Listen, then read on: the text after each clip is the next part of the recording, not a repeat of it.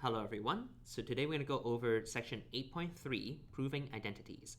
So proving trigonometric identities requires a lot of practice, and the only way to become proficient at it is to do a lot of practice and a lot of different kinds of questions. But there are some tips to these trigonometric proofs. Usually we want to start with the more complicated side. We usually want to work with sine and cosine instead of tangent, cotangent, secant, and cosecant. Common denominators for combining fractions is generally a good idea because it might lead to more possibilities of simplifying the expressions. And finally, factoring and reducing and multiplying by conjugates, those are also good algebra steps to trigonometric proofs. So the examples, there are a few examples, only 3, but they are chosen to kind of demonstrate these tips. So mistakes to avoid. Number 1, just because the Pythagorean identity of sine square x plus cosine square x is equal to 1, it does not mean that sine x plus cosine x is equal to 1, so that's sometimes people mistake 2. Second part here, sine 2x is not equal to 2 sine x is not equal to sine square x. Those 3 things are not the same. And finally, this is by far the most common error, and that is something like cosine 2x over 2, and sometimes people try to eliminate the 2's here. That is something that is not possible. It's not equal to cosine x at all. So let's look at the examples, starting with number 1 here. We have on the left-hand side, sine x plus cotangent x over cosine x is equal to tangent x plus cosecant x. So what we can do here is to rewrite each part. So we have sine x, we're going to start on the left-hand side here. This is going to be sine x over cosine x. Okay, and then the second part is going to be cotangent x over cosine x. So that's the first step.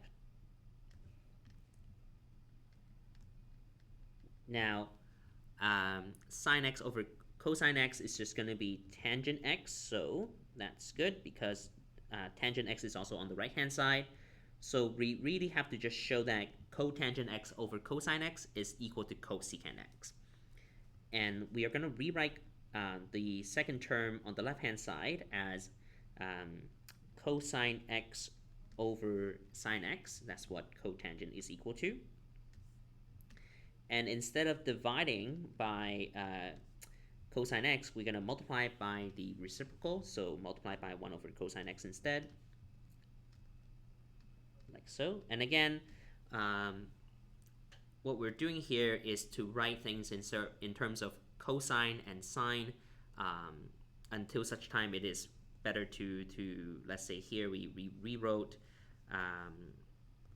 this part as sine x over cosine x, and then afterwards we simplify it to tangent x. So here on the second term, we have cosine x in the numerator and cosine x in the denominators. Of course, those simplify each other. So we just have 1 over sine x. So we can rewrite this, of course, as tangent x plus 1 over sine x. That's okay. Now, another important part of trigonometric proofs is that we can actually work on both sides of the identity, so our possible identity. On the right-hand side, we can rewrite cosecant x as 1 over sine x. And what we'll have is that the left-hand side is equal to the right-hand side, and that is sufficient to show that this identity works. Okay, so again, usually we label this as the left-hand side of the equation. Left-hand side. And then this is the right-hand side. And they will be referred to as such very often.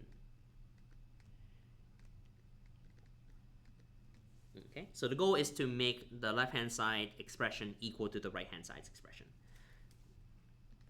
which we've done. So let's move on to the second example. We have secant square x is equal to 1 plus tangent square x. This is, of course, also one of the three Pythagorean identities, so we know this works, but we're just going to go ahead and prove it here. So the left-hand side, again, we want to write things in terms of sine and cosine if possible. So the left-hand side can be rewritten as 1 over cosine square x. Just going to go ahead and do that here.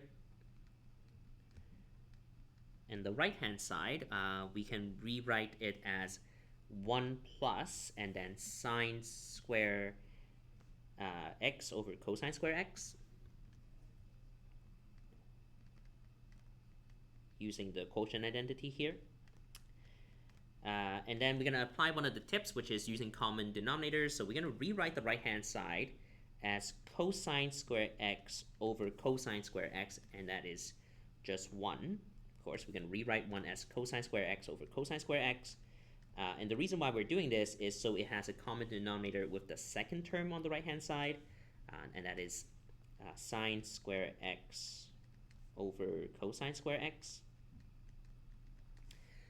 From there, since these two terms have a common denominator, we can write it all over cosine square x. And this will be cosine square x plus sine square x all over cosine square x. And we can now use the Pythagorean identity that is cosine square x plus sine square x is just equal to 1. So all of this simplifies to just 1 over cosine square x, which is what we have on the left-hand side. And so that's it for proving the identity. So that's done. Third example here. So this one, we are just going to work on the left-hand side, and we have 1 plus cosine x in the denominator. So what we'll try to do is to multiply by the conjugate. So on the left-hand side, we're going to multiply both the numerator and denominator by 1 minus cosine x. Okay, so we have 1 minus cosine x in the numerator and 1 minus cosine x in the denominator, just like this. Okay, so now in the numerator, we're going to leave this not multiplied out. So it's going to be sine x and then 1 minus cosine x in the numerator. In the denominator, however, we are going to multiply 1 plus cosine x and 1 minus cosine x together. Notice that that produces a difference of squares, so 1 minus cosine square x. Now, it is useful to recall that using this Pythagorean identity that is sine square x plus cosine square x is equal to 1, we can rewrite this so that sine square x is equal to 1 minus cosine square x. And that's, of course, always true. So we can substitute here sine square x, which is what we're going to do in the next step. So now we're going to have on the left-hand side sine x, and then 1 minus cosine x. So that's just the same as before. But the denominator will now be sine square x.